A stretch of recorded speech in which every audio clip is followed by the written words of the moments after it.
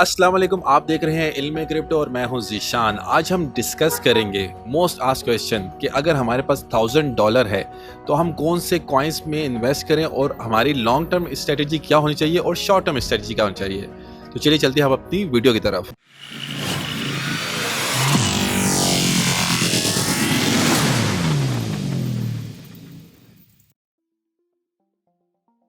Hello Khurmaji, thanks for joining us. आप हमें ये बताइए कि अगर हमारे पास $1000 हैं तो हम कौन से कॉइन में इन्वेस्ट करें और हमारे ओल्ड इन्वेस्टर्स या फिर हमारे न्यू बिगिनर जो कि इन्वेस्ट करना चाहते हैं क्रिप्टो में, उनके लिए कैसे ये बेनिफिशियल हो। वालेकुम सलाम जीशान जी, आज का टॉपिक बहुत ही इंटरेस्टिंग है and I believe this would be very interesting for our viewers as well. और बिल्कुल सही बात है कि बहुत ज़्यादा लोग, मैंने भी बहुत सी जगहों पे पूछा है, मैंने भी बहुत सी जगहों पे पढ़ा है, फेसबुक पे और बहुत सारे दूसरे सोशल मीडिया चैनल्स पर, कि अक्सर लोग ये पूछ रहे होते हैं कि हमारे पास $500 है, हमारे पास $1000 हैं, हम उन्हें किन करेंसी में इन्वेस्ट करें और किस तरह से इन्वेस्ट करें। ठीक है, अगर मेरे पास $1000 हो तो मैं उन्हें किन कॉइन्स में इन्वेस्ट करूँगा। तो मेरी जो पर्सनल सिलेक्शन होगी, अगर मेरे पास सिर्फ़ और सिर्फ $1000 है तो मैं प्रिफ़र करूँगा लेयर 1 ब्लॉकचेन प्रोजेक्ट के अंदर इन्वेस्ट करना। ठीक है, जो इस वक्त या तो बहुत स्ट्रॉन्ग है या फिर वो बहुत मिनिमम लेवल पर हैं। डिपेंड करता है कि मैं उन्हें शॉर्ट टर्म के लिए इन्वेस्ट करना चाह रहा हूँ या फिर लॉन्ग टर्म के लिए। आपने जब भी किसी भी करेंसी में इन्वेस्ट करना है तो सबसे पहले आपके लिए ये रिसर्च करना ज़रूरी है कि आप जिस करेंसी में इन्वेस्ट करना चाह रहे हैं उसका यूज़ केस क्या है, उसका रोड मैप क्या है और अगले 2 साल में उसका पोटेंशियल क्या होगा। If you are investing for the long term, अगर आप शॉर्ट टर्म ट्रेडिंग के लिए इन्वेस्ट करना चाह रहे हैं तो you can invest in any currency और सिर्फ देखिए कि उसका मार्केट फ्लक्चुएशन किस तरह से जा रही है। पर हम आज यहाँ पे डिस्कस करेंगे, मेरा जो ज़्यादा फोकस्ड होगा वो होगा लॉन्ग टर्म इन्वेस्टमेंट के लिए, लॉन्ग टर्म होल्डिंग्स के लिए। That is why I am preferring layer 1 blockchains या फिर वो प्रोटोकॉल्स जो कि ट्रेडिंग के लिए इस्तेमाल होते हैं, या फिर आप जाइए सेंट्रलाइज एक्सचेंज के कॉइन पर हम पहले डिस्कस करते हैं layer 1 blockchain. Let's say if I am investing in bitcoin, जो कि मैं कभी भी नहीं करूँगा, if I am only investing $1000, क्योंकि $1000 investment in crypto is very very little. अगर जैसे कि अगर आप बिल्कुल सेफ़ इन्वेस्टमेंट करना चाह रहे हैं और आप BTC में इन्वेस्ट करना चाह रहे हैं तो BTC में आपका जो शेयर होगा $1000 का, that would be 42nd share, क्योंकि अभी जो प्राइस चल रही है that almost around 42,000 for 1 BTC। सो अगर आप $1000 जाएंगे तो आपका 42nd शेयर होगा। अगर वो इंक्रीज़ करता है 50,000, 60,000 या 1 लाख पे, तो आप उसको डिवाइड करेंगे 42 टाइम्स तो वो आपका शेयर होगा। That doesn't worth. ठीक है, सो आप चूज़ कीजिए वो कॉइन जो इस वक्त चीप है। You can choose Ethereum. अगर आप $1000 एथेरियम में डालते हैं that would be 1/3 of your investment for 1 coin. पर मैं आपको सजेस्ट करूँगा कि आप इससे भी छोटे कॉइन्स में इन्वेस्ट कीजिए जो कि लेयर 1 ब्लॉकचेन्स के हैं या फिर वो प्रोटोकॉल्स के हैं, और उसको डिवाइड कीजिए मिनिमम 3 कॉइन्स के अंदर, क्योंकि एक ही कॉइन में आप इन्वेस्ट करेंगे तो आपको नहीं पता कि वो कॉइन अगले साल किस पोजीशन में होगा। तो आप अपनी $1000 की इन्वेस्टमेंट को डिवाइड कर दीजिए 2 से 3 कॉइन में। अभी जो मैं आपको स्ट्रेटजी बता रहा हूँ वो $1000 की है। $10,000 पे that would be different strategy, $100,000 पे बिल्कुल ही मुख्तलिफ होगी, उसके कॉइन सिलेक्शन भी बिल्कुल मुख्तलिफ होगी। डिपेंड करता है कि आपकी इन्वेस्टमेंट कितनी है। 1000 में आप चूज़ कीजिए छोटे कॉइन, 10,000 में you can choose mid range coin, $100,000 you can choose bitcoin also. So let's say if you are investing in layer 1 blockchain coin, that could be XRP, that could be Algorand, that could be Reef में आपको बताऊं कि Polkadot की पारा chain है, that is focused on NFTs protocols. So NFTs का जो season है वो नेक्स्ट ईयर है। अगर आप आज से अगर इन्वेस्ट करते हैं रीफ को इस पोजीशन में, So you can multiply your money exponentially in next 1.5 year or 2 years. So आप लिस्ट डाउन कीजिए ब्लॉकचेन के कॉइन को, और वो ब्लॉकचेन इस वक्त किस पोजीशन में है। XRP जैसे कि मैंने बताया, साइटो इज़ अनदर ऑप्शन, ठीक है। साइटो इस वक्त अभी तकरीबन 2.7 सेंट का है। Reef is almost 0.008 cents, XRP is almost 80 cents, Algorand is 80 cents. तो आपके $1000 में 2-3 कॉइन्स अच्छे से आप इन्वेस्ट कर सकते हैं। The next you can invest in protocols. Protocols क्या हो सकते हैं? प्रोटोकॉल डिसेंट्रलाइज एक्सचेंज के कॉइन्स हो सकते हैं, जैसे कि वैग्यू स्वैप, वेलास ब्लॉकचेन की डिसेंट्रलाइज एक्सचेंज के, ठीक है। और ये कॉइन ऑलरेडी अवेलेबल है Gate.io पे और मुख्तलिफ दूसरी चेंज के ऊपर। इसके अलावा आप इन्वेस्ट कर सकते हैं सेंट्रलाइज एक्सचेंजेस के कॉइन में, जैसे कि बाइनांस का कॉइन है। बाइनांस से अच्छा जो कॉइन है जिसकी कीमत इस वक्त बहुत कम है, that is Crypto.com, CRO, KuCoin, Gate.io coin. ये सेंट्रलाइज एक्सचेंजेस के कॉइन है। आप इनमें इन्वेस्ट कर सकते हैं फॉर लॉन्ग टर्म होल्डिंग। और ये मैं उनके लिए बता रहा हूँ जो न्यू है, वो डिसेंट्रलाइज एक्सचेंज पे ट्रेड नहीं कर सकते या उन्हें इस वक्त मालूम नहीं है। डिसेंट्रलाइज एक्सचेंज पे ट्रेड करना ईजी तो है पर रिस्की बहुत ज़्यादा है। अगर आप क्रिप्टो में न्यू है, I will recommend you to not to go to decentralize coins, क्योंकि डिसेंट्रलाइज कॉइन में इन्वेस्ट करने से पहले आपको प्रोजेक्ट को अच्छी तरीके से समझना ज़रूरी है। वो प्रोजेक्ट क्या है, उसके इन्वेस्टर्स क्या हैं, उनके पार्टनर्स क्या हैं और उसका फ्यूचर यूज़ केस क्या है। जब तक आप क्रिप्टो इन्वेस्टमेंट को, जब तक आप क्रिप्टो कॉइन्स को, क्रिप्टो करेंसी को अच्छे तरीके से समझते नहीं है, I will not recommend you to go to decentralize coins, decentralize crypto currencies. पर अगर आप समझने लग गए हैं, अब हम बात करते हैं उन लोगों की जो आज से 6 महीने 8 महीने से ऑलरेडी क्रिप्टो में इन्वेस्टमेंट कर रहे हैं और वो अब सेंट्रलाइज से लेट्स से कि वो डिसेंट्रलाइज की तरफ आना चाहते हैं।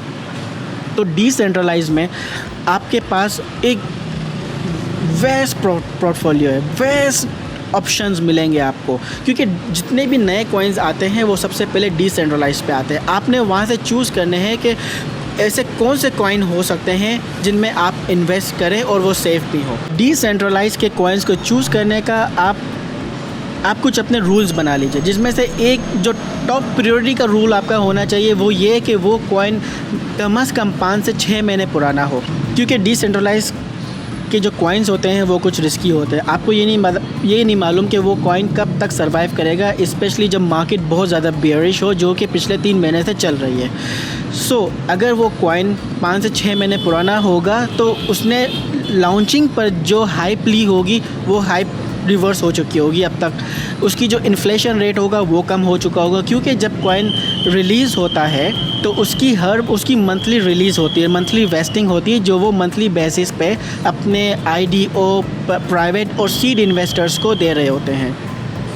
वो मंथली बेसिस पे रिलीज़ होती है और वो मंथली बेसिस पे उनकी प्राइस भी ड्रॉप हो रहे होते हैं। तो 5 से 6 महीने में उनकी प्राइस स्टेबल होना शुरू हो जाती है। आपको अंदाज़ा हो जाता है कि मैंने कहाँ से इसमें एंट्री लेनी है। सेकंड, आपके पास उस करेंसी का पूरा रोड मैप होना चाहिए और वेस्टिंग रिलीज़ का शेड्यूल आपके हाथ में होना चाहिए। आपको मालूम होना चाहिए कि इसकी लास्ट वेस्टिंग रिलीज़ कब है। आई विल प्रीफर कि आप उसमें इन्वेस्ट करें सेकंड लास्ट वेस्टिंग रिलीज़ से, क्योंकि लास्ट वेस्टिंग रिलीज़ पे मोस्ट प्रोबेबली मार्केट बहुत ज़्यादा ड्रॉप नहीं होती अकॉर्डिंग टू माई एक्सपीरियंस। उन प्रोजेक्ट्स को चूज़ करने के मैंने आपको ये रूल बताया कि पहले तो वो कि कुछ कॉइन पुराना हो, वेस्टिंग रिलीज़ आपके पास मौजूद हो। नंबर 3 कि आप ये इंश्योर कर लीजिए कि उसके इन्वेस्टर्स और पार्टनर्स कौन हैं और इन्वेस्टर और पार्टनर्स किस लेवल के हैं, और वाकई में जो कुछ इन्होंने अपनी वेबसाइट पे अपनी वाइट पेपर्स में मेंशन किया है जिन पार्टनर्स को, वो वाकई में उनके पार्टनर्स हैं भी या नहीं। नंबर 4, उस करेंसी का यूज़ केस क्या है आने वाले टाइम में। आज से 1 साल के बाद क्या यूज़ केस होगा, 2 साल के बाद उसका क्या पोटेंशियल होगा और अगले 5 साल तक उसका क्या पोटेंशियल होगा। नंबर 5 कि वो करेंसी इस वक्त या वो प्लेटफॉर्म इस वक्त डेवलपमेंट के किस स्टेज पर है, वो कब रिलीज़ होने जा रहा है। सो अगर वो बहुत ही इनिशियल स्टेज पर है तो रुक जाओ, उसमें इन्वेस्टमेंट मत कीजिए, चाहे वो कितना भी स्ट्रॉन्ग प्रोजेक्ट क्यों ना हो, क्योंकि वो अपनी डेवलपमेंट स्टेज के अंदर उसकी प्राइस बहुत ज़्यादा ड्रॉप होगी। हमने ऐसे बहुत सारे प्रोजेक्ट्स देखे हैं अपने पास रिसेंट टाइम में, जैसे कि आप देखते हैं कि ब्लू ज़िला पे आए दिन कोई ना कोई प्रोजेक्ट रिलीज़ हो रहा होता है। इसी तरह से बहुत सारे टियर 1 लॉन्च पैड्स हैं। आई कैन नेम फ्यू, पोकाडॉट हो गया, सेफ लॉन्च हो गया, रेड काइट है, CD5 है, इन पर आए दिन प्रोजेक्ट्स लॉन्च हो रहे होते हैं। आप रैंडमली, मैं किसी भी प्रोजेक्ट का नाम नहीं लूँगा, do your research yourself, randomly आप वहाँ से ये पर आप इनमें से जिस भी प्रोजेक्ट को उठाएंगे वो प्रोजेक्ट इंशाल्लाह अच्छा ही होगा, क्योंकि ये सब टियर 1 लेवल की लॉन्च पैड्स हैं। ये कोई भी ऐसा प्रोजेक्ट लॉन्च नहीं करते जो बहुत ज़्यादा रिस्की हो या जिसकी टीम जो है वो ट्रस्टेबल ना हो। सो अगर आप CD5 से कुछ प्रोजेक्ट्स चूज़ करते हैं, ब्लू ज़िला से प्रोजेक्ट्स चूज़ करते हैं, सेफ लॉन्च से प्रोजेक्ट्स चूज़ करते हैं, रेड काइट से चूज़ करते हैं, तो आपको इंशाल्लाह वो प्रोजेक्ट अच्छे ही मिलेंगे। सिर्फ मैं आपको ये कह रहा हूँ कि अपनी रिसर्च किस तरह से कीजिए, उनमें से 4-5 अच्छे प्रोजेक्ट को जो आपको अच्छे लगते हैं उन्हें पिक कीजिए, उसकी स्टार्टिंग प्राइस और अब की प्राइस, आज से उन रिलीज़ होने के 6 महीने बाद की प्राइस आप देखेंगे तो आपको अंदाज़ा हो जाएगा कि उनकी प्राइस में कितना ड्रॉप आया है। और ये ड्रॉप आने की वजह ये है कि वो डेवलपमेंट प्रोसेस में है, उसकी वेस्टिंग रिलीज़ हो रही है मंथली बेसिस पे या फिर लीनियर बेसिस पे, तो आपके पास रोड मैप मौजूद होना चाहिए कि वो करेंसी रिलीज़ कब होने जा रही है। उसकी रिलीज़ से पहले अगर आप लेंगे तो आपको उसमें अच्छा सा प्रॉफिट हो सकता है। डिसेंट्रलाइज पे लेने का तरीका क्या होता है मैं उनके लिए बता रहा हूँ जो ऑलरेडी आज से 6 महीने या 8 महीने से क्रिप्टो में इन्वेस्टमेंट कर रहे हैं। उन्हें डेफिनेटली मालूम होगा कि आपको पहले अपनी सेंट्रलाइज एक्सचेंज से USD मूव करवाने पड़ते हैं, अपने मेटामास्क या ट्रस्ट वॉलेट, जो भी वॉलेट आप यूज़ करते हैं। फिर उसके बाद आप वहाँ से अपनी कोई भी करेंसी को अपनी किसी भी चूज़न करेंसी को ट्रेड कर सकते हैं, क्योंकि हम डिसेंट्रलाइज एक्सचेंज पे फिएट टू क्रिप्टो एक्सचेंज नहीं कर सकते। आपने फिएट टू क्रिप्टो सेंट्रलाइज पे ही मूव करोगे, फिर सेंट्रलाइज से अपने पैसों को, अपने USDT को या BUSD को डिसेंट्रलाइज पे लेकर आओगे। तो ये थे हमारे आज की वीडियो, जिसमें मैंने आपको ये एक्सप्लेन किया है कि अगर आपके पास $1000 हो तो आप किस तरह से इन्वेस्टमेंट कर सकते हैं। अगर आपके पास $1000 हैं तो आप मैक्सिमम 3 कॉइन्स में इन्वेस्ट कीजिए, और वो कॉइन जो अभी लो या मिड लेवल पर हैं उन कॉइन में इन्वेस्ट मत कीजिए जो ऑलरेडी बहुत ज़्यादा डेवलप्ड है। For an example bitcoin, Ethereum, Avalanche, Sol में आप इन्वेस्ट कर सकते हैं, ठीक है, पर आपको इतना ज़्यादा बेनिफिट नहीं मिलेगा, क्योंकि अभी उसकी प्राइस ऑलमोस्ट $90 to $100 है। अगर आपके पास $1000 है, आप उसमें से 10 टोकन आप लेते हैं फॉर एग्जांपल $1000 में, और आप उसको 2 साल रखते हैं, 2 साल में वो कहाँ तक चली जाएगी, ठीक है। अभी $100 है, उसका सबसे बड़ा कॉम्पिटिटर एथेरियम है, उसका नेक्स्ट कॉम्पिटिटर एवलांच है, फिर उसके बाद मूनबीम है, ऐसे बहुत सारी ब्लॉकचेन्स है। तो अगर आप इतना वो कॉइन लेंगे जो ऑलरेडी बहुत ज़्यादा इस्टेब्लिश्ड है, तो अगले 2 साल में उसमें आपको इतना पोटेंशियल नहीं मिलेगा कि आप ये कहें कि हाँ I gain something, I have multiply my investment exponentially. No, that's not possible. अगर आप उन कॉइन में इन्वेस्ट करेंगे जो इस वक्त लो लेवल पे हैं या फिर अंडर डेवलपमेंट स्टेज पर हैं, तो आपको उनमें अगले 2 साल में ह्यूज पोटेंशियल मिल सकता है।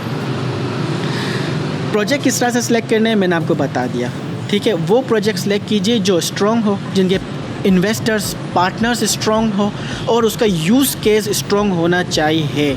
आपको ये मालूम होना चाहिए कि उसका यूज़ केस अगले 5 साल में क्या होगा, उसके कॉम्पिटिटर्स क्या होंगे, और अगले आने वाले दिनों में अगर लोग उस करेंसी को यूज़ करेंगे तो क्यों करेंगे। बगैर किसी भी पोटेंशियल यूज़ केस के आप इन्वेस्ट ना कीजिए उस करेंसी में, आपको उसमें उतना अच्छा बेनिफिट नहीं मिलेगा।